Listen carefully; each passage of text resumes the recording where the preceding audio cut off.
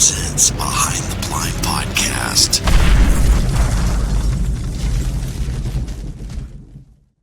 Welcome back to a new edition of Behind the Blind, brought to you by Double T British Kennels. For more than 20 years, Double T British Kennels have imported dogs directly from Great Britain to build superior bloodlines. Their top-of-the-line dogs are proven in field trials and major field trials, and you can learn more about them at britlabs.com. Be sure to tell them that Heartland Waterfowl sent you. Hey, we're going to do a cool little giveaway during this particular episode of Behind the Blind. It's a Heartland Waterfowl swag pack. We just came out with a brand new line of swag that you can find on heartlandwaterfowl.com. And so there's a couple things that you can do to get entered to win by watching this episode. First of all, we would love for you to join our brand new Heartland Waterfowl newsletter. And all you got to do is go to heartlandwaterfowl.com. There on the homepage, scroll all the way to the bottom. And there on the bottom right, you're going to see where you can put in your email address to enter, not only to win, but be a part of the newsletter. And then we'd love for you to leave us a flattering review on any of your favorite podcast platforms. And then if you're watching this on YouTube, you can simply just give us a thumbs up and leave us a comment. And we would love to get you entered to win that swag pack, which I'm wearing one of our brand new hats. And here's one of the brand new design t-shirts, and there's so much more if you check it out at heartlandwaterfowl.com.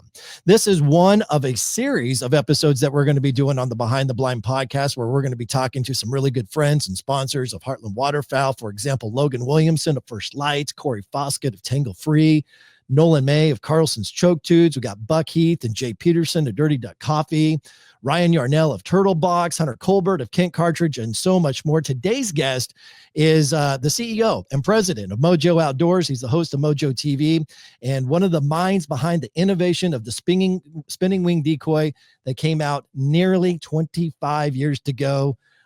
Really excited to start off this off-season series of podcasts on the Behind the Blind podcast with Terry Denmon of MOJO Outdoors. Welcome to the show, Terry. Thank you, Ronnie. Glad to be here. How are you, buddy? What's your what was your season like? First of all, let's start there, because it was a little bit of a struggle for a lot of people through the Central and Mississippi flyways. It was a struggle for us too, and of course, I'm in a little different situation than the average duck hunter is. Like you, I travel around a lot, So on a normal year, we see some of the good and some of the bad. But I live in an area that's been historically famous for waterfowl, and actually, I own a farm that's been historically famous for waterfowl. But it was hot and cold. Ducks would be here. Typically front come through, big front, cold front come through, move a lot of ducks into our area. We'd have a lot of ducks. They'd be here for 3, 4, 5 days, whatever, then it'd warm up, ducks would leave. Used to, they would never do that. If they left, they went on further south. Yeah. But now they turn around and go back north. And so, I have a theory about, exactly why that's working. I don't know if it's true or not. That's why they call it a theory. Let's hear your theory, Terry. Well, my theory, and you got the same one, Ronnie, is that, before the ducks would get basically froze out up north, they would lose their water, they'd lose their food. They had no choice but to migrate south, Yeah. But with the change in the weather and some change in agriculture, they can fly down here if they need to. It warms up, they can go back up north. And I think they go back up north because the seasons start closing up there. There's no hunting pressure. Right. We watched the migration transform itself from the lower Mississippi Flyway out to the Central Flyway. When Kansas and Oklahoma and Texas, got much better bird hunting than they had before. So we know pressure will move the ducks around.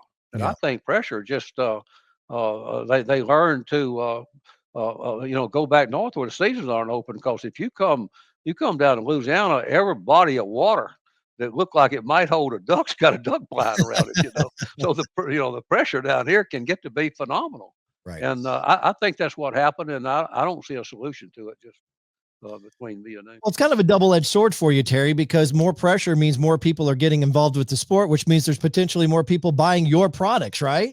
That's absolutely correct. Yeah. We'll get into the business side of it in just a second, but you talked about being on the road so much. Obviously, you're not only a you distribute product and the spinning wing decoy and so many other things, and so you're busy selling products, but you're also creating a TV show. And MOJO TV's been around for a long time. So before we get into how long you've been doing MOJO TV and some of the things that you've kind of learned along the way. Let's talk about how much time you are actually doing your hunting away from home and how much hunting you actually do, versus how much hunting you get to do at home. Well, during the season, I would be gone somewhere between a third and a half of the time. And I try to schedule my trips where if I go off and the trip takes a week or close to a week or 10 days or something like that, I try to schedule it where I get back in the office for 3 or 4 or 5 days. I have to tend to my business. And Sure. as you probably know, up until 3 years ago, not only did I have Mojo, I had a couple of engineering firms that had to be Yeah. to. And I divested myself of the engineering about 3 years ago, and so now I spend most of my time at Mojo, but I do a lot of community service work, things like that. There's other things to Yeah. do besides just work. So that's basically my schedule. I'll try to line up a trip, say every other week, during the season. But Mhm. we film, a lot of predator shows. Yep. We do that outside of waterfowl. We film turkey shows. We do that outside of waterfowl. We film a lot of dove shows. That comes usually before waterfowl. Yeah. We film in foreign countries a lot. We film in Mexico, South America. Filmed in Africa quite a few times. So the good part about that is, when it's our summer, it's their winter. So I can go.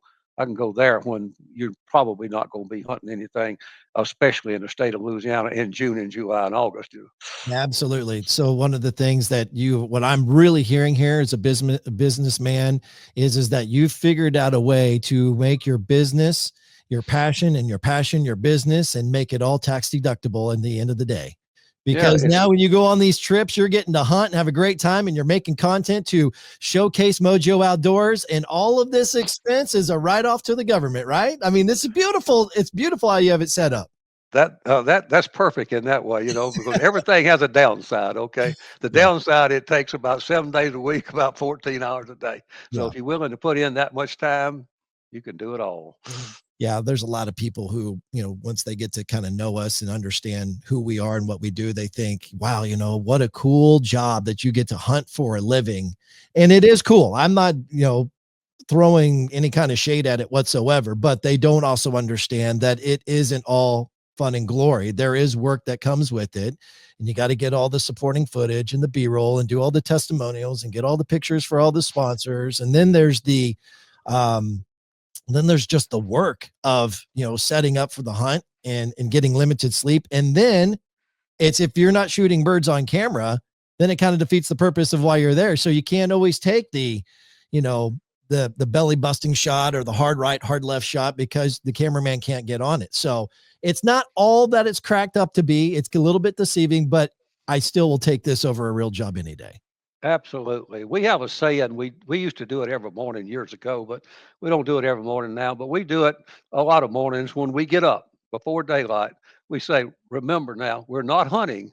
We're making TV." Yeah. Because, as you alluded to a while ago, it's different. It's not different. We'd probably take about half the shots a normal hunter would take. The other Exactly. half the shots, we just let them pass and go. And for that reason, we don't invite a lot of people that don't understand the industry, to go hunting with us because they don't get it. They say they do, but when they get out there, they don't have the discipline to pass those Absolutely. shots up. But Well, I you know, were Ronnie, people would ask you the same thing they ask me. They all say, well, they don't ask this. They say, I want to do what you do. I right. said, well, you can if you want to. I said, but remember one thing, there's a whole lot of difference between hunting when you want to and hunting when you have to. Yeah, we call it, which is probably not the right term to use, but we call it, like fun hunting versus filming a TV show or filming our content. And you brought up, you kind of took the words out of my mouth because I was going to ask you how often you do hunt with people, because we don't hunt with people who don't understand it much either. Now, we probably do it more than some, because of the, just the different. So, like we obviously have a big team of about 10 guys, and, we try to get into situations where, like, hey, if a dad wants to come along or, a relative or something like that, but there is this very clear understanding, even if before we go hunt with an outfitter, like, hey, this is what we're getting into. And so if you're bringing any of your guides or you want to start collaborating groups, like, they have to understand that this isn't your normal hunt, and we have to kind of call the shots on this. So what are some of the maybe memories, or do you have any crazy stories about maybe a time that you did bring somebody along who wasn't familiar with it, and what they had to say about it not being all that it cracked up to be? Well, we hunt with a lot of different outfitters, but we have a number of outfitters that we hunt with every year. Sure, you do the same thing. Yeah. And we tell them, the first time we come down there, say, look, don't send your paying customers with us because we're going to mess their hunt up for them. Mhm. It's not going to be the same. But over the years, we've taken some people like that. But then the outfitter said he come to us and said, look, I want to send these three guys with you. They understand the deal, okay? And for the most part, that's worked out. But my most memorable ones that you Yeah. asked about, we have an outfitter buddy that's about an hour out of Monroe. Okay, we've hunted with him a good bit. He has a lot of out-of-state clients, so he calls us up, and it's right before the opening day of the second split. Okay, and that's usually about as good as it gets in that thing.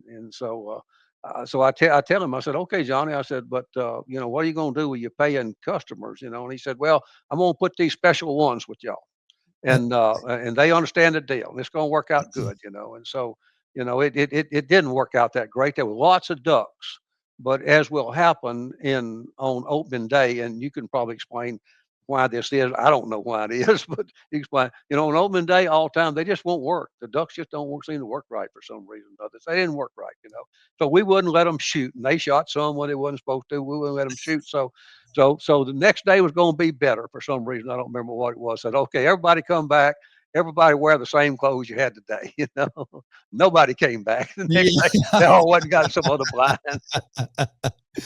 Yeah, I don't know that we've ever run into anything like overly dramatic. I mean, we've definitely I remember situations where we've had guys that have joined us, and they're just, you see the gleam in their eyes, like they're so stoked they're going to be on a TV show. They're hunting with TV guys, which to us, we're just normal guys, and we just happen to have cameras in the field. So we don't really put ourselves on a pedestal or anything, but perception isn't always reality, and this is their perception, and it's fine. I get it. And in fact, I appreciate it in some ways because they obviously respect what we do. But you see that gleam in their eyes, and then the hunt starts going, and the birds aren't working. They're not finishing feet down in the hole like we want them to. And so there are shots that are killable, but we can't get them on camera, so we don't call the shot. And they're not mad, and it's not like they're throwing us under the bus and cursing us out or anything like that, but you can kind of hear the little grumblings like, oh, I could have had that one. Then you can just feel that disappointment, and like, this is not what we thought it was going to be. So we always have a very clear and concise conversation right out of the gate that we want to put aside any false expectations or hope how this might turn out. And then you add the part where the camera will freeze some people. They might be the most verbal person you've been around, very good articulating everything. You point that camera at them, they can't say a word, Yep. hardly. So Yep. you have to deal with some of that. But we have one outfitter we've been hunting with for many years, and he's a great outfitter. And of course we don't shoot, we can't shoot at first light. When it first gets legal, we can't shoot, and Right. and the birds don't work, if they work too high, we don't shoot and all that stuff. And so he's got the same old saying, boy, if we was just hunting, we'd have macked them. Oh, that's funny how similar it is. Let's go back to, MOJO Outdoors. April, your assistant there at MOJO Outdoors, sent over your bio. And of course, I knew nearly all of it.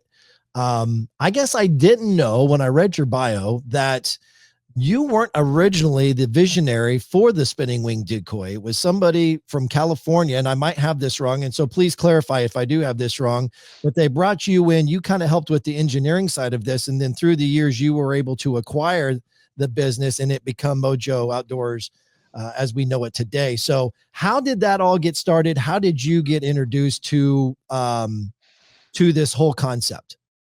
Well, the spinning wing concept did in fact come out of the Sac Valley of California, and they had it. And I've tried to find out exactly what year, and we've talked to some people that were involved in it, but I never could exactly detail it exactly when it came out. But it came out 92, 93, 94, 95, somewhere in there.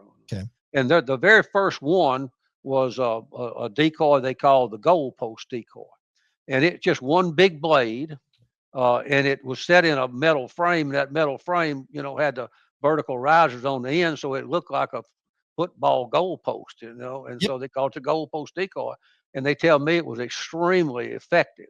And then after a year or two, there's some guys out there that started putting the same concept into a duck decoy body, so it looks like a duck.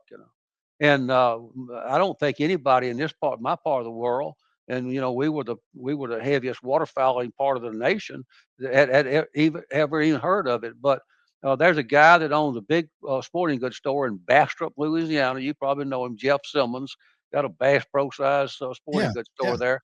Some guy came. This is the way he tells the story now. Some guy came from California to hunt with them, and they take him out, and he's got one of these. But Jeff looks at it and say, "No, we're not going to put that out." So they hunted 3 days. And the first 2 days, he wouldn't let him put it out. And the third day, he decided to let him put it out. Well, he flipped it on. Here the mallards come. They just come. He said, Wow. "Well, wait a minute." So he started telling his customers about it. And of course, it's in the middle of duck season.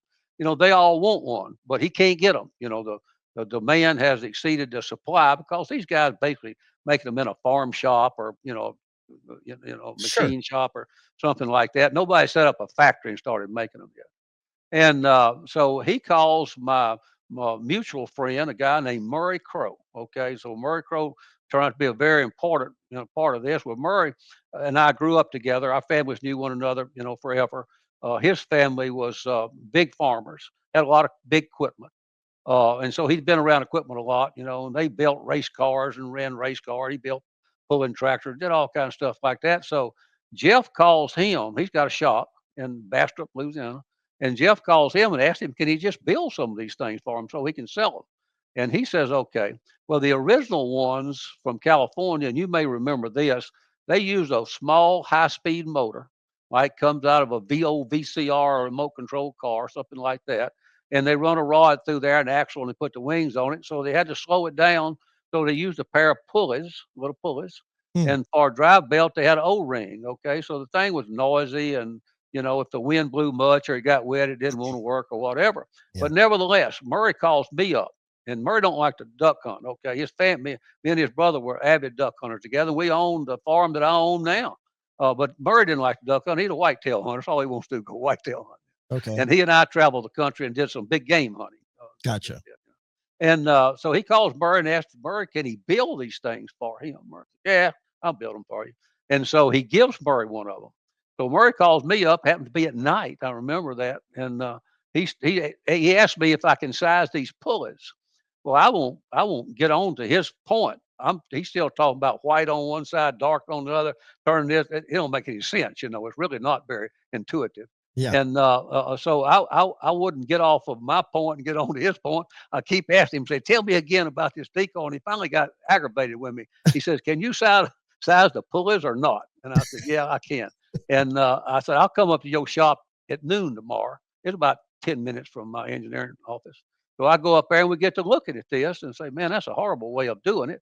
And he says, I think I know how to fix it. Says, come back tomorrow. So I didn't pay any further attention to it. I just go back to my engineering company and come back tomorrow. Well, what he did and what we patented, and which is what caused us to be where we are today, is that he took a 24-volt Caterpillar blower motor. He's real familiar with big machinery from his engineering, from his agricultural background. And I didn't say this, but by that time, his brother and his dad had died, and he got out of the farming business. He's now piddling around with cars and race cars and stuff like that.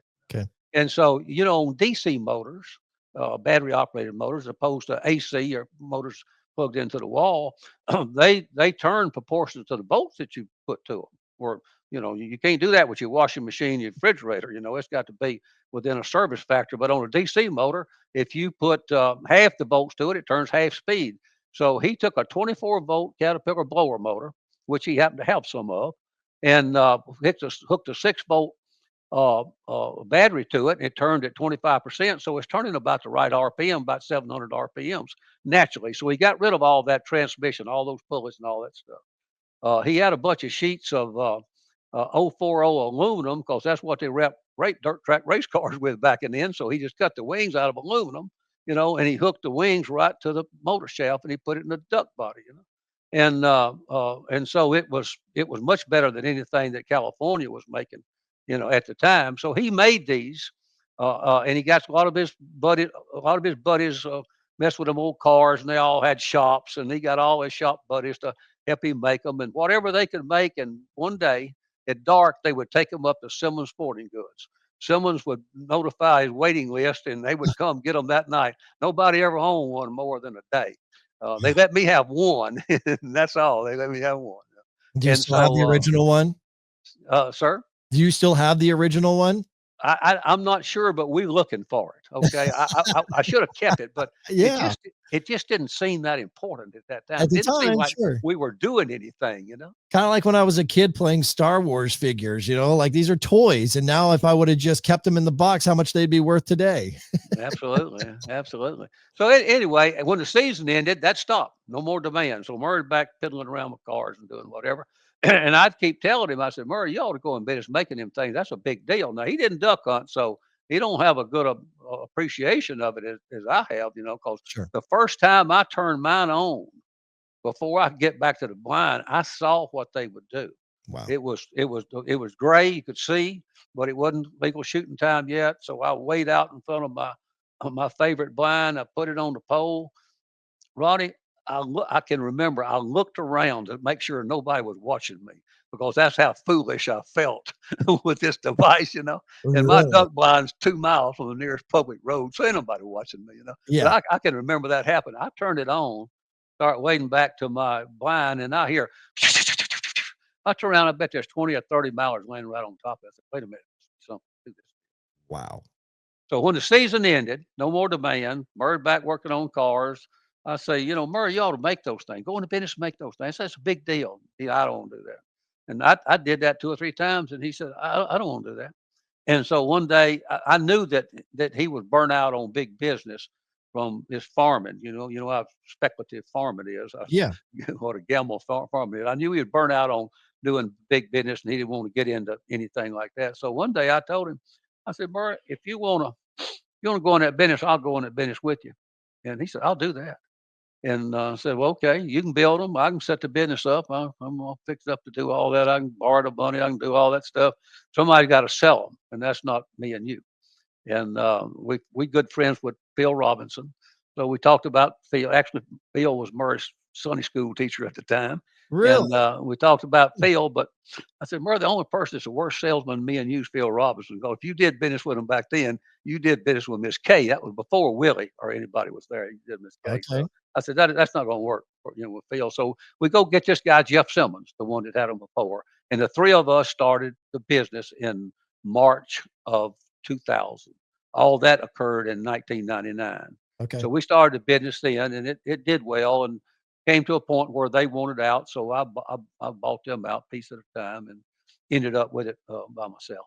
Wow. And then it's just evolved so much. You talked about the patent, and I know that there might be some questions here that I have, and if they're, too sensitive or not comfortable answering, then I want to make sure to be respectful of that. But I am curious. So you had this patent, you obviously saw it was very innovative. Nobody else, in fact, you were embarrassed to even try it at first, right? You mentioned that there was there's a nervousness that came with that. So you decided to patent this, and how long did that patent last? And then what was the process of when, others started making competing products? How did that all come about?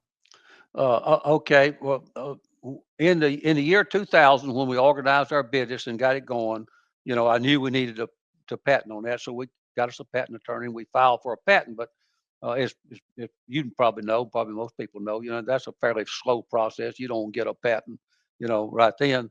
But in the process of proceeding with our patent, we found out that a guy in California patented that little thing with the rubber bands and the pulleys and whatever his name's Tom Matthews. They tell me he's still out there for rice farming today. And but he got the concept in his, just the way the patent things work. And so our patent attorney told us once our patent attorney eventually issued, And you're right, all kinds of people were making these things. I can't even tell you how many brands that were making those. And so our patent attorney says between the guy in California, between Tommy and y'all, you got the whole concept, but you have to put those two patents together. So why don't y'all go cross license one another? And by the time our patent issues, they were making what we patent, not what they patent. So we met with the guy to see if he wanted to cross license. He said, I really need to get back to rice farming. I don't need to get out of this business. So we bought his company just to Oh, get his patent. Okay. okay. And so we put the two of them together, and then we had it. And then for several years after that, we went through what we jokingly termed the patent wars. We had to approach a lot of people because big companies by that time were making them. So we did that. We got all those people shut down, and as they say, the rest is history. Well, kind of. So how long did that patent hold strong? I mean, because there is obviously people who, without mentioning who they are, I mean, it's pretty obvious those who became immediate competitors, and then this patent eventually ran out. Is that what happened? Or, and talk about that patent war as far as how often were you in litigation or going after, and was it as simple as a cease and desist letter that would shut it down, or did it ever get pretty hairy? It ranged from you send them a cease and desist order, and they write back and say, "Okay, I won't do it." They say, "Oh no, I'm not infringing your patent." And it went on for a while, and but very few of them ever got actually into the courtroom. But they would cave before then. So, but to answer your question, that particular type of patent is good for 20 years, and it issued in '02.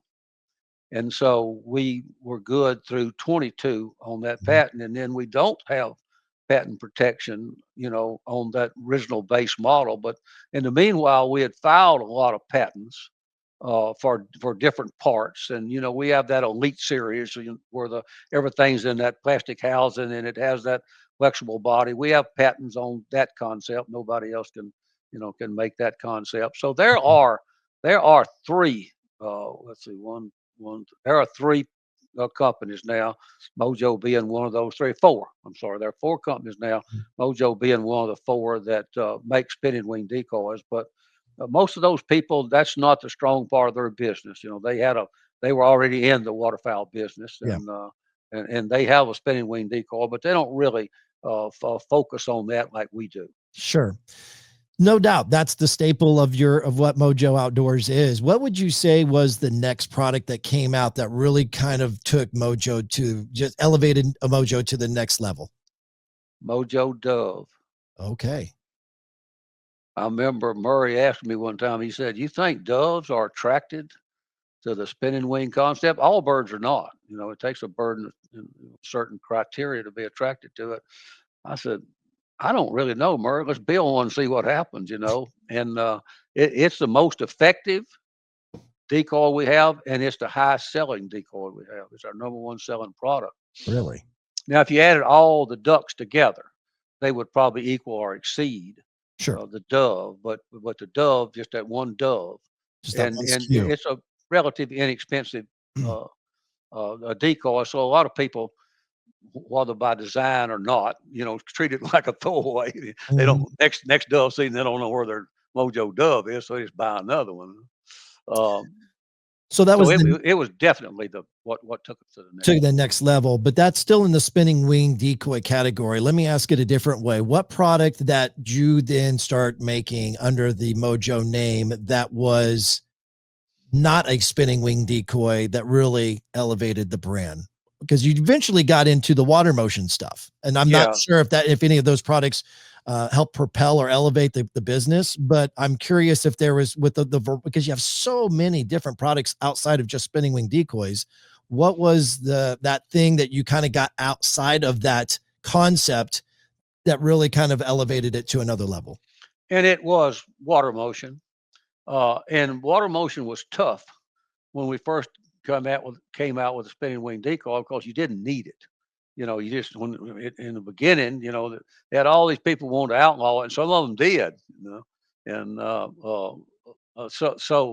we come up with various water motion devices that, and some of them would go along with a spinning wing decoy, but they didn't sell very good. So I can't say they took us to the next level, but as time went on, and as you know, right now, motion's the big deal. That's what everybody wants is motion. And we developed some products back then that, would have made it today, would have been great products today, but we just ran before our time on too many of those. Hmm. And some of them survived, but they weren't game changers. And Gotcha. we still got quite a few different products that we had from back in the early days. But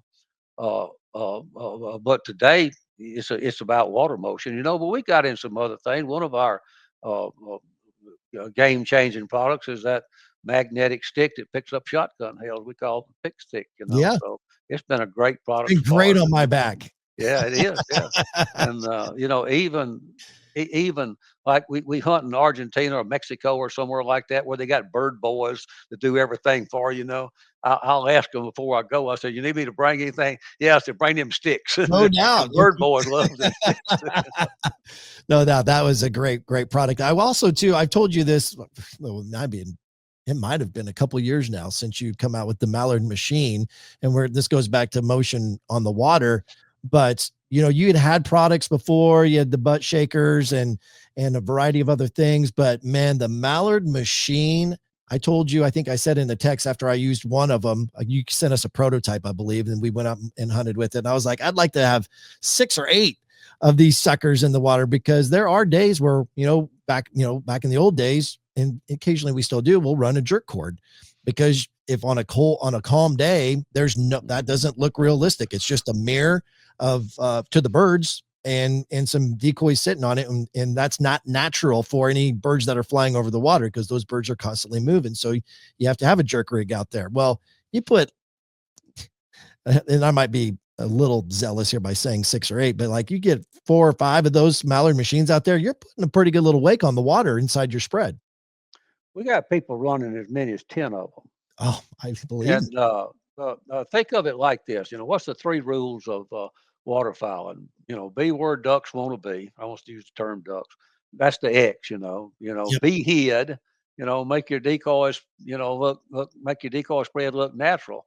If you can get 1 and 2, you don't need a mojo. You don't need anything else. If you can get on that X That's and true. be hid, just stand there and shoot the ducks is all you got to do. But that don't happen to us very often. So it gets down to the decoy spread, making your decoy spread look natural. And the blind, the blind's a big factor in ducks not wanting to decoy. And ducks know what a rectangular duck blind looks like. They recognize that. Yeah. So I've always thought that if you took a bunch of these products, you took 6 or 8 of those Mallard machines you're talking about, and they are very realistic, And our little ripplers are very realistic, Yep. And you took a few of those type of products and you just put a bunch of them out there, and then you put some static decoys around them, such that the motion decoy is also moving the static decoy. You make your decoy spread look more like live ducks. You're never going to make it look like live ducks. Look like live ducks, that you would do better. But it's just too much trouble. The average duck hunter's not going to go to that much trouble. Yeah. Right. Exactly.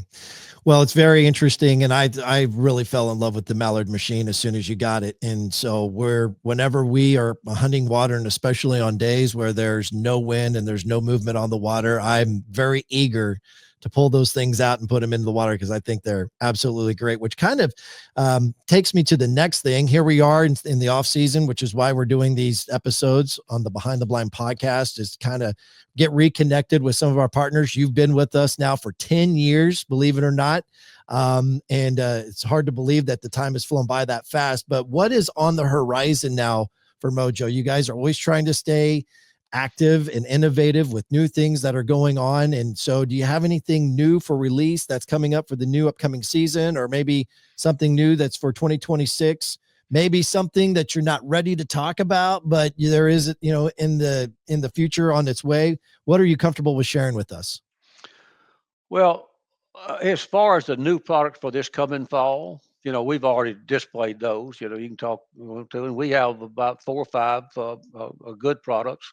And one product, this is our 25th year because we started, even though we made decoys in '99, or Murray made decoys in '99, we really started business in 20. So this is our 25th year. So we said, let's do something for the 25th anniversary. Let's make a special decoy, and let's don't make one that's real expensive. Let's make one that everybody could afford to do. So we carved a brand new body, and we made a silver mallard, and it's a beautiful body. And other than that, it's just a regular decoy, but Mhm. it has a couple of different features on it. It has a 25th year plaque, which a lot of people will like to keep that as a token or whatever they want to. Just display it in their house, lodge, camp, whatever. Yeah. But each one of them has a sequentially numbered leg band from 1 to 10,000. We made 10,000 of them, 1 to 10,000. And if we ever solve the tariff problem, we can get them over here. We're going to have lotteries like every week and draw one of those numbers in that 10,000. It's going to be a gift package to go with it. I'm excited to see that.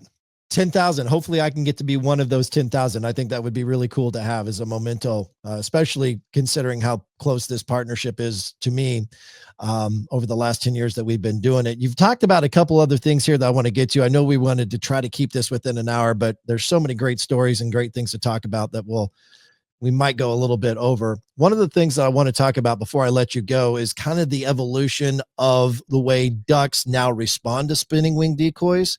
So we're going to get to that a little bit, but you just brought up tariffs. So let's go there. Um, how, how bad is it really for you? And because I've talked to now you prior to us hitting record today and 2 other sponsors who have brought up the tariffs. And I can say with quite confidence that these are conservative uh, people who likely voted conservative back in November. And we all kind of knew that Trump was going to go down that route. And so it's not really a shock to anybody in the industry. And I think that there is some maybe maybe some optimism, or we'll call it conservative optimism, that this is all going to play itself out before it gets too out of control. Tell us from your perception, from your perspective, how bad is it really right now with the business that you're trying to do overseas? Well, like you, Ronnie, I'm a Trump fan, and I'm on the conservative side of all this, and I'm not opposed to the concept of tariffs. I don't know. I don't know if how much good they're going to do in the end.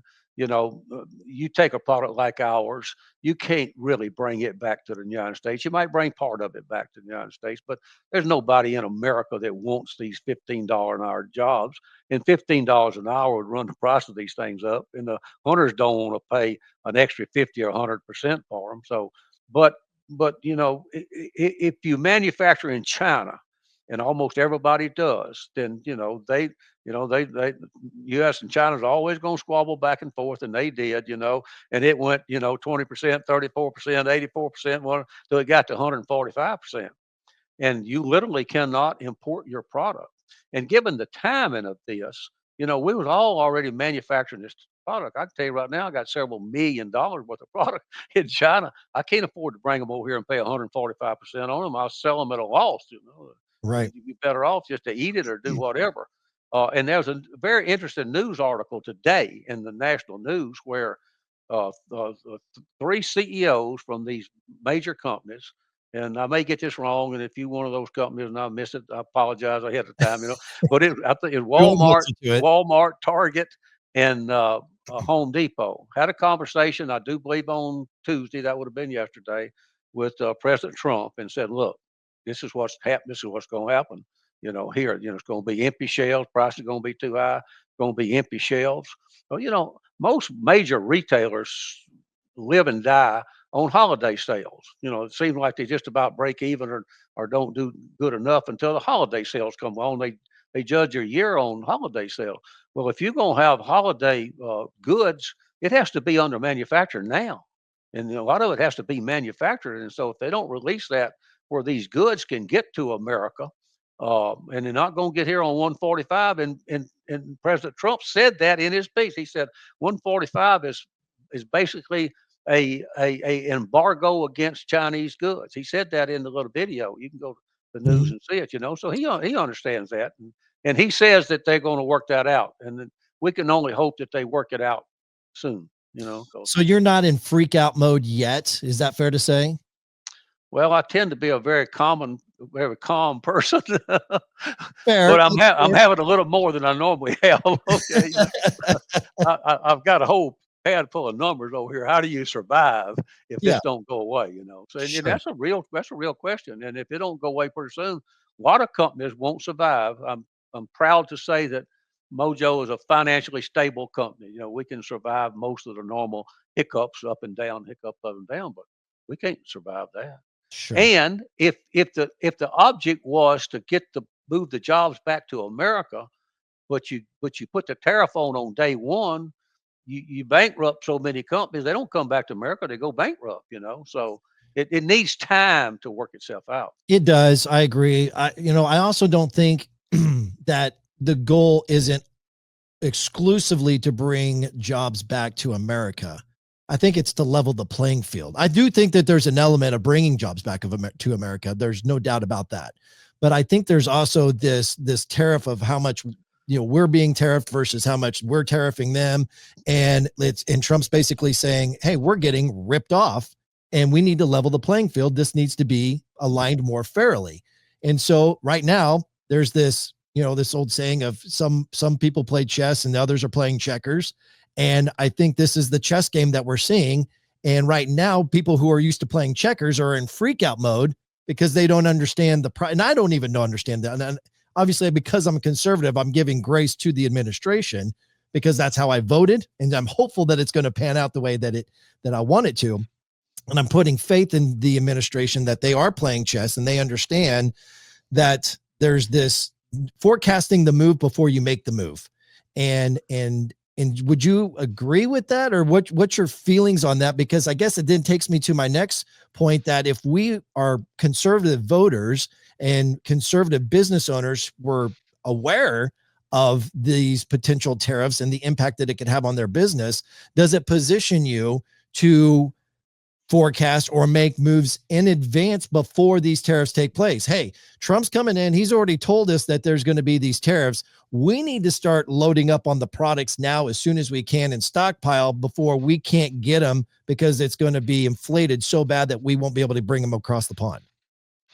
Yeah, I agree with everything you said, and I understand what's going to happen in the end, because neither the U.S. or China can afford for these goods not to go back and forth. It has to happen, and so it will happen. So it then becomes an issue of timing, because we have seasonal products. If you Right. say if you making year-round product, if you're making socks or whatever, you can get past this better. You'll have a dimple in it, but it goes on. Well, we either got to sell them in the July, August, September, October, November time frame, or wait till the next one. So it's a timing issue, and and in my belief that it will level itself out is the reason why I'm not in a panic.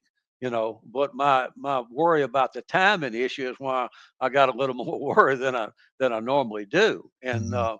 of course, the way the supply chain works from most any offshore manufacturing is such a delay in starting manufacturing and you getting the product over here. So, actually, we even though we seasonal, we just kept manufacturing when we got through with last year's product. So that's why I've got a lot of goods manufactured over there.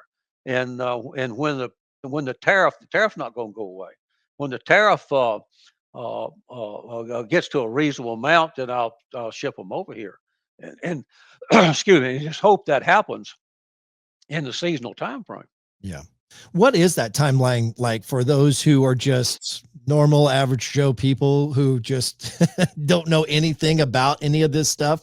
I feel like I know a little bit just because of the variety of partnerships that I have with people like you who do business in China, but I don't know that I truly understand. We talked about the Mallard machine as an example. I'm assuming that is also manufactured in China. Yes, it And is. so if you're putting in an order with your China manufacturer, from the time that you put in the order, from the time it's manufactured to the time it comes across the pond and you have it physically in your hands, what is that from a timing standpoint? How long is that? 6 or 8 months. Wow. Okay. That's man, that would be hard to forecast then, right? If Yeah, you Trump can't is do it. It's got, you've been around the big retailers, Ronnie, yeah. and you come to SHOT Show. You know what Yep. SHOT Show is, Yeah. and Yeah. our organizing what we're going to make, starts concluding at the SHOT Show in January. Even though we have sales meetings with the big retailers starting in October, they start theirs in October. But when the SHOT Show's over with, then we have a few more shows to go to, and then we settle with those people on how much they're going to make, and from that we drive how much we're going to make, and we turn that order in. Well, you turn that order in, you see right now that's set February 1st, somewhere around the 1st of February, into January. Well, China has a 3 to 4 week China New Year. It's on the moon calendar, so it changes every year, but it's going to come in late January or February. And the reason they do that is because they moved all the people from all over China to along the East Coast. That's where all the factories are, and for them to get a job, they just about got to come to the East Coast. And so they're so far away. China's a big country, much bigger than the United States. They don't get a chance to go home and visit with their people. So they give them that 2 or 3 or 4 weeks, whatever it is, to go home. So there's no manufacturing going on much in February. So they come back and start to work. Let's just call it the 1st of March, because that's pretty accurate to what it is. They start to work the 1st of March. Well, they got to make this. Then you got to put it on the water. It's on the water 45 days. Then it comes over here, hits land, and there's somewhere between a week and two between the time it hits land, it gets to your dock. Okay. So that's the delay and all that stuff. And so what I've done, and this will be my third year of doing it. The first year I got it, I just said we're not going to do that anymore. We're just going to keep manufacturing. We're not going to stop manufacturing, because the retail stores, they need their stocking order filled in May and June. Well, you go back through that scenario I did a while ago, you don't even get it by then Yeah. if you try to just say, okay, I'm going to make it and fill this order. That's pretty impossible to do on a seasonal product. So based on everything I just learned right there, we're up against it. You specifically are up against it as it applies to waterfowl products anyway, or the upcoming fall winter season, because just based on the timing of how long it's going to take for a lot of those manufactured products that are already sitting over there just to get back over here. So there's a little bit of a grace period that you have right now, but we're hoping that they'll get it figured out inside that grace period. That's exactly correct. All right, let's go to the spinning wing decoy, and then I'm going to wrap up with some fun questions, and we'll talk a little bit more about your season ahead for MOJO TV. There's now this, and you and I have talked about this on a personal level when we've met, but the spinning wing decoy comes out, and ducks haven't seen it before. It's like a magnet; it works great. And then some ducks, I think it's fair to say, get a little bit more acclimated to it, or at least the late season ducks do. What is your theory behind that, or argument against it, and what ways that you should use it or not use it? What would you say to all of that? Because there are some people now that just that think that, oh, ducks have already recognized what a spinning wing decoy is, and it's counterproductive to even put it in the field. Yeah, and what many hunters doing are the wrong thing to do, and I'm probably the wrong messenger for that, because I make spinning wing decoys.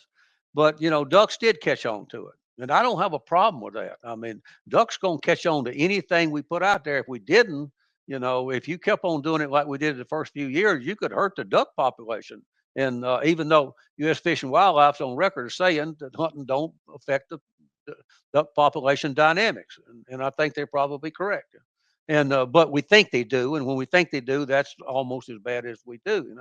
But the spinning wing decoy was a phenomenon. There's no question about that. And now they will shy away from them. Pressured ducks will. You go up to Canada, they do not shy away from them up there. You hunt up there, Yep. they just fall on top of them like the way they did down here. And as you work further and further and further down the flyway, they get more and more and more pressured. And you get down here in Louisiana, you got to be a pretty good duck hunter to kill a duck down here, Yeah. and they do that. But here's the point: the highest and best use of a spinning wing decoy is and always has been long range attraction. Okay, but since they fell on top of the decoys for years, when they get to where they don't do that anymore, people want to take them out of their decoy spread. Okay, and that's the wrong thing to do, because Ronnie, this is probably 15 years ago, maybe longer than that. We've had occasions where well, we would take it and move it outside of our decoy spread, and I can remember putting it on the dry ground, 75, 100 yards behind me. So I keep that long range attraction. Yeah. But even in the early days, after say 3 or 4 or 5 years in this business, we had a saying where early season, put it in your killing hole. Middle season, put it out on the edge of your decoys. Late season, hide it on the bush. We was on to that in the first few years. But I think it's a mistake for people to take it out, because it's been shown that a duck can see a spinning wing, a properly operated spinning wing decoy. By the way, if it's not properly operated, it doesn't function correctly. For if other than they can see anything else, and they're attracted to it because that's how ducks find other ducks. That strobe that it's given off, that flash that it's given off. Live ducks do that. We got some video that shows that, and that's how ducks find other ducks. And of course, what ducks looking for is a suitable place to sit down on the water, but in a safe place. And so they see the flashes, they think that's other ducks, and so they say, okay, that's an acceptable place for me to light on the water. What are they going to roost, or feed, or whatever they're going to do. And so you don't really want to get rid of your flash. And I worked on that concept for quite a few years, and I developed that little product called the Flocker Flicker. And it solved some of those problems. The problem was we screwed up the first ones, and they weren't very good. And How did you screw those up? They people think that they leaked, and they probably did leak a little bit because that gasket wasn't as good as it ought to be. But Gotcha. but this is a little bit complicated. Maybe I shouldn't get into it. But Okay. warm air holds more moisture than cold air does. Okay. Okay. Everything that's on the inside of that or any other mechanical decoy is a heat generator. The motor's a heat generator. The batteries, the switch, the wiring. The PC board, the remote. Everything's a heat generator. So it warms up the air inside that device. Okay. And so they're sitting right there in the highest moisture content environment you can get, which is right above the surface of the water. Right. And so there's more moisture in there, even if the relative humidity is not higher. There's more moisture in there. Got it. Well, you turn it off, and it condenses water. It's the stuff on your bathroom mirror. It's the dew on the grass. Makes It's the perfect same sense. exact thing as that. Yeah. And See, so kind of had to learn the hard way on that one, huh? yeah, they don't. Our first model didn't hold up good against that concept, Got and I took them off the market, and Chuck Smart, my general manager, I thought he's going to kill me because we sold about $1 million a year worth of them. I said, no, I'll pull them off the market. Wow. And so I pulled them off, and they were off for 2 years. I fixed them. I put them back on the market, but they're not near as popular as they were because people don't trust them because they had a bad experience with them. I get it. I understand. I get it. And despite what they may think, we work as hard as we know how to work to bring quality products to the market. That's a Yeah. big deal to us. Well, that's good to But have the this flocker flicker conversation. concept if you watch a set of ducks on the water, or landing on the water, and you can't always see it in full light. You have to see it in low light. You'll just see these little flashes. You see how they kind of always stand up, flapping their wings. You see these little flashes, and it just kind of goes through the flock of ducks like that. And that's what the flocker flickers were supposed to do, and it did. And it didn't have enough flash to turn them off. It wasn't like a spinning wing. See, I believe that the spinning wing decoys that we make is a lot more flash than a live duck can make. And I think that's how they catch on to them. Gotcha. You also mentioned earlier there, talking about the difference between spinning wing decoy that is, I can't remember the exact words you used, Properly operated. properly operated. Tell me what you meant by that. Well, the flash that it makes that causes it to be a phenomenon is only generated above a certain RPM. You turn it slower than that, then it's not generating that flash. You can't see the difference with your eye up close. If you get a quarter of a mile away, you can see some of it, And so back to the DC battery, the motor turns proportionate to the voltage you put to it. Well, when you crank it up, if it in batteries that we had before lithium, the voltage starts going down, so it starts turning slower and slower and slower at every moment. And I see people hunting with them, and I can look at them and tell that thing's not generating no flash. So it ain't the duck 3 or 4 miles over there, can't see it. Now lithium helped that a lot. Well, lithium batteries, maintain. They say it maintains the same voltage to the end. That's not totally true, but it's true enough. Okay, and Gotcha. they'll lose a little bit. So maybe a 12 volt will go down to 11 volt. But when a seal lead acid battery, which is what we put in them, up until we had lithium, when it gets down to about 4.5 volts, it's not turning fast enough to do the trick anymore. So you're only using 1.5 volts out of it, and by that is turning too slow. Or if you're doing the AA batteries, you just got to keep your speed up. Gotcha. That's very interesting. No, that's really cool to know. And I can see why there was so much excitement. I remember when the lithium came out, and I remember the propaganda, if you will, that you were sending out to us that were partners and content creators. And I think I fully better understand now why that was so important, outside of just the quality of the battery. What's up? What's new in the future for MOJO TV? I mean, you guys have been doing the show for it. It has to be going on 20 years. Yeah, pretty close. I was with two guys. You probably know one of them, Mike Morgan, Yeah. and of course, and Jim Jones, and they owned the show Hunting Across America and Fishing Across America, award-winning shows. And so they kind of adopted me for some reason when I wasn't in the Mojo business, and I eventually bought into their company that made those. And when it got to where, I hate to have to say it, but when it got to where it was very difficult, to make money out of outdoor TV, they decided to just get out of the business, and go do something else. But Mike loved doing this type of stuff. So when we quit Hunting Across America, I cranked up MOJO TV. And so Mike came on board, and he was our media guy. Unfortunately, he died of cancer a few years ago, but Mike was considered one of the original pioneers in outdoor TV. You bet. And he knew a lot about it. He knew a lot of people about it. So we just started the MOJO TV. I don't remember what year that was, but you're right. It's probably somewhere between 15 and 20 years ago. And we just stay with it. And of course, we have all these other things to do. That's not our business. That's just Right. our support of our business. Yeah. So our time is not. We don't have as much time as we would have when Mike was here. He could go do all these different shows we have, and we use some other people to do some of the shows, but it works better if you're the one they see every week than you're the one they want to Yeah. see Yeah. every week, Yeah. So we just go do honest hunting. That's what we do. Just go do honest hunting, and That's the I way it wish we should could be. do more of it, and we record it, even though we already said it's not quite like that. You don't just go hunting and record it. We go out there and film Yeah. TV, and we'll keep doing that for as long as we in business. Right. Yeah. I also gave first of all, you mentioned Mike Morgan. I would be remiss if I didn't mention how much I love that guy. And one of my first, when we started Heartland Waterfowl and introductions to MOJO, was with him at SHOT Show. And I remember saying this in kind of a honored, a tribute, if you will, video that I put out on social media when he passed, that, when you're a first time TV producer or content creator and you go to SHOT Show and you're bouncing from booth to booth, trying to just network and meet as many people as possible, people like yourself are there to establish relationships with people who are going to sell their products, and they don't want to waste their time on people like me who have a first year show. And everybody's got a first year concept, and it's going to be the best thing since sliced bread. And that's the pitch everybody comes at when they come to these booths. And of course, I had the same pitch.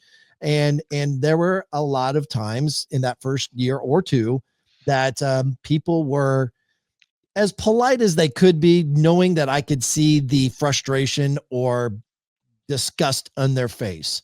Mike Morgan was not one of them. he took the time, and granted, he was a busy man, and I tried to be respectful of his time because he had a lot of people to talk to, but he definitely gave me respect. He looked me in the eye. He asked honest questions. He treated me like a person that he genuinely wanted to get to know and hear more about. And I'll never forget that because he was one of the few that treated me like that when we started Heartland Waterfowl. So I would be remiss if I didn't mention that. I also got to give a shout out to Nate Metcalf, who has become a really good friend of mine. In fact, I don't know that I've ever met him in person. True story. We've been in contact because, he's a big Tennessee Vols fan and I'm a huge K-State fan. And he loves his sports, college football, college basketball.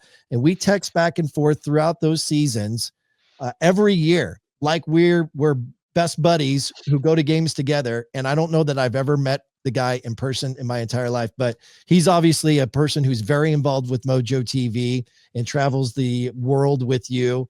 And I think the world of him. So he was in North Texas. We did the Turkey Fest. They have a Turkey Fest event in North Texas.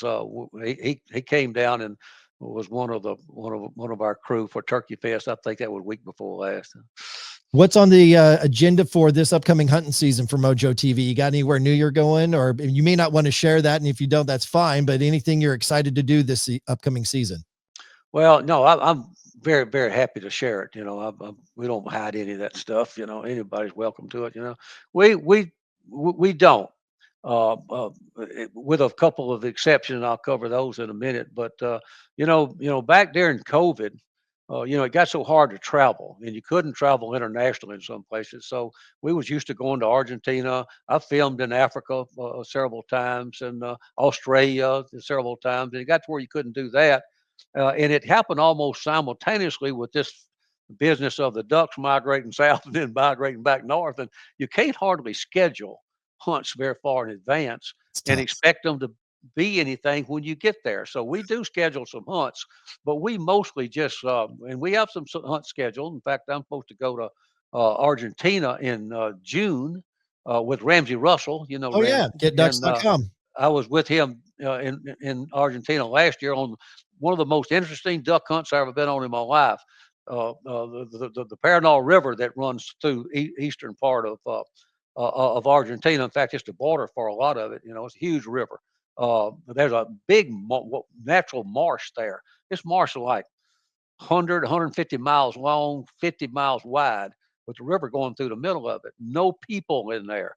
This guy set up a duck hunting operation using a houseboat for a lodge. He just moves that houseboat to wherever the ducks are. Really? So Ramsey got me to go down there with him last year, and it was just great. So we're gonna go back down there and do that. I think it's in June, but he told me the other day he hadn't solidified that June thing. Other than that, we go to Mexico 2 or 3 times a year, and we do Texas and Oklahoma, and Kansas, and Yeah. those type of states. So we'll do that. We'll go up to Alberta, hunt with our buddy Rob Reynolds, Ranchland Outfitter. That's always a great hunt up that way. It's fantastic hunting up there. And we'll just do that, but we don't put a lot of dates on them ahead of time simply because you got to get the zigs and the zags to cross, Yeah. and that's getting harder to do every year. Every year it gets harder. No doubt about that. Um, I got a couple more questions before I get into some fun questions here. You got time? You still got Are some they time? fun for you? The question's going to be fun for you or fun for me? I hope they're fun for both of us, but it's just to end in a kind of a light, humored way.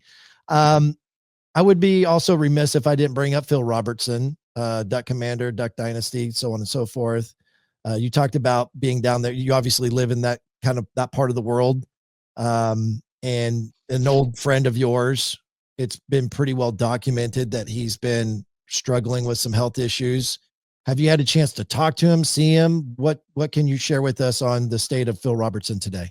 Not very much. I have not talked to him since this came about. Actually, since Duck Dynasty and their fame, I didn't go around them that much. I'd cross paths with Phil, and he and I's known very much.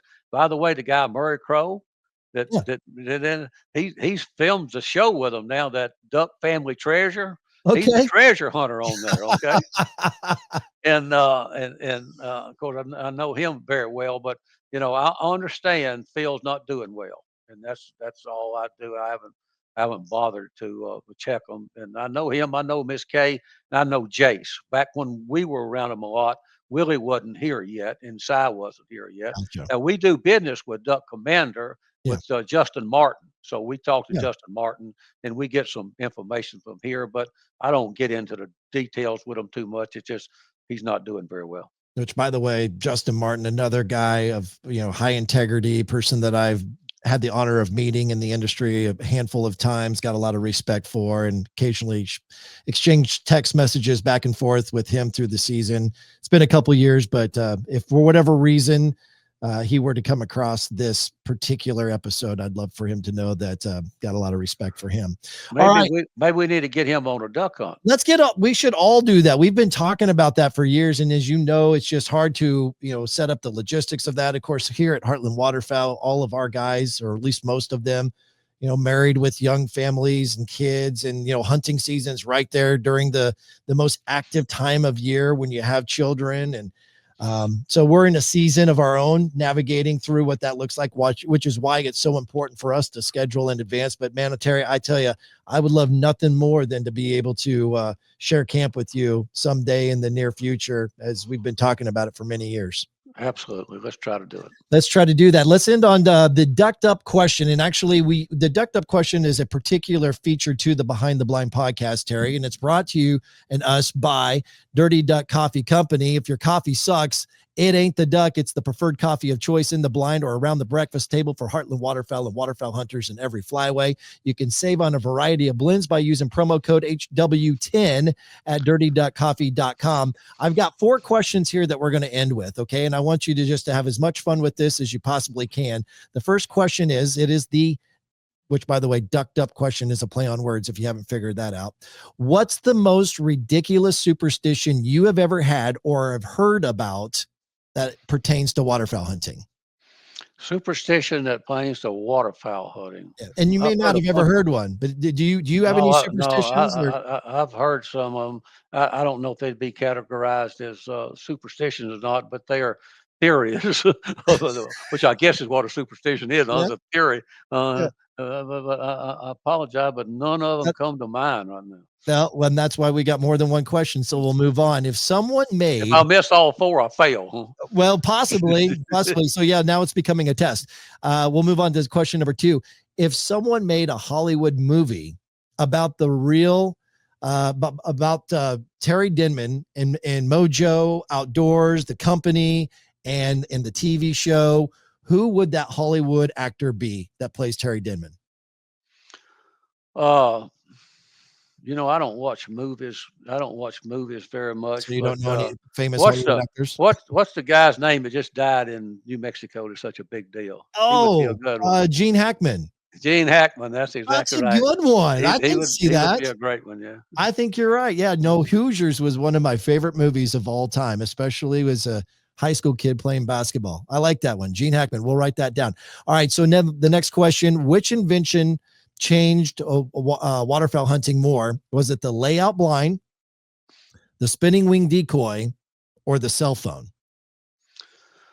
That'd be a close race. And I bet Will Brantley.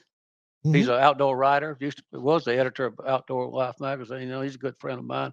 He told me one time he's going to write an article about 3 things that changed hunting the most. He didn't say duck hunting, waterfowl hunting the most, and it was the MOJO or spinning wing, the thermocell, and the trail camera.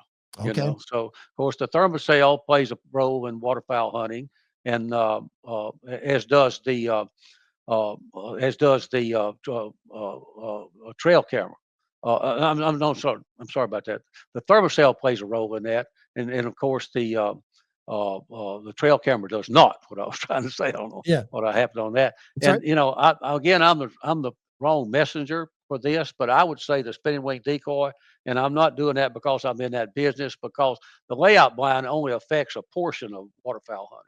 Right. It's dry land hunting, and of course over in our world we don't do dry land hunting, and in the eastern half of the United States don't do that. So it certainly was a game changer, without question. It was. And there's no doubt the spinning wing decoy was massive game changer when it came out in the waterfowl space. But speak to your thoughts on the cell phone and how impactful that has been to hunting.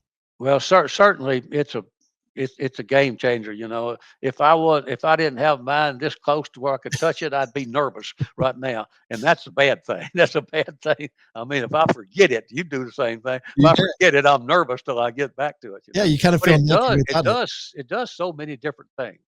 So my answer to that would be, the cell phone may well have changed more or helped more, but it's not as visible. I think the reason that the spinning wing decoy was so impactful was because the effect of it was visible to you. You could see the difference with and without it. In fact, the government runs studies. You've probably seen some of them. They'd hunt 30 minutes with it and 30 minutes without it, and 30 minutes with it and 30 minutes without it. And they were recording, the difference in the success rate. That's what they were measuring, was success rate. And you can't do that with the cell phone. But, I'd hate to have to go hunting without one of them today. Yeah, no doubt about that. Let's finish up then with our last question. What's the one thing you wish non-hunters actually understood about waterfowl hunting? Well, obviously that hunting is the strongest conservation tool that we have. It provides, if not most, at least a huge part of the funds to do conservation efforts with you. And they don't get that, and I kind of get their thought process. I don't have it like that because I grew up out in the country. I could walk out my back door when I was growing up, with a gun, just go hunting, and starting at the back steps, So I understood all that, but they don't. And as hunters, we have been a poor messenger of that. We preach to the choir. You read these hunting magazines, hunting everything. We talk about this stuff, but we don't do much about getting it over to the people that we need to sway their opinion. And the anti-hunters, not the people in the middle. People in the middle are available to be swayed, but the anti-hunters do a pretty good job of getting their message out to the whole population. And we don't do that. But it's absolutely the fact that we help conservation. There's more white-tailed deer in America than it was when Columbus landed, by considerable. And most of them were put here by hunters, and they feed them, they raise them, they take care of them. And, you've heard the old saying, if it pays, it stays. And Africa is the best result of that. Every time they kill hunting in Africa, the animals suffer because there's no one there that cares about them anymore. Yeah. So it's conservation. Terry, I really appreciate your time. I really enjoyed this conversation. I think it was fun. It was enlightening. It was at times humorous, and it was certainly educational on many fronts. And I really, really appreciate the loyalty to us over the last 10 years. This is our season 12 of Heartland Waterfowl is coming out on Sportsman's Channel in third quarter, which would be first week of July of 2025. And then we start production of season 13 in late August. And so that will then be the 11th year. Hopefully, I guess we haven't really had that conversation yet, but I'm hoping that we'll keep you on board, and really grateful for that partnership that you have had with us over that amount of time. Again, hard to believe that it's gone by that quickly. Yeah, it really is. But you have a good TV show, Ronnie. Y'all make honest TV, and that's really the trick to the whole thing is honest hunting. Honest hunting is not always going to be totally successful. You can't make a show on failure, but you can show that it doesn't always work good that way. So you have a good, honest show, and we're proud to be associated with it. Thank you very much. Once again, Behind the Blind brought to you by Double T British Kennels. Check them out online at britlabs.com. Don't forget, a chance for our viewers to win that Heartland Waterfowl swag pack. We need you to get entered into our Heartland Waterfowl newsletter at the bottom of our homepage at heartlandwaterfowl.com. Of course, while you're on the page, you can check out the huge selection of swag that we have available there. And then make sure you give a raving review, if you would, on any of your favorite podcast platforms. And if you're on YouTube watching this, then just give us a thumbs up and be sure to leave a comment. So for Terry Denmon from MOJO Outdoors, I'm Ronnie Philips, and that's another episode of the Behind the Blind podcast.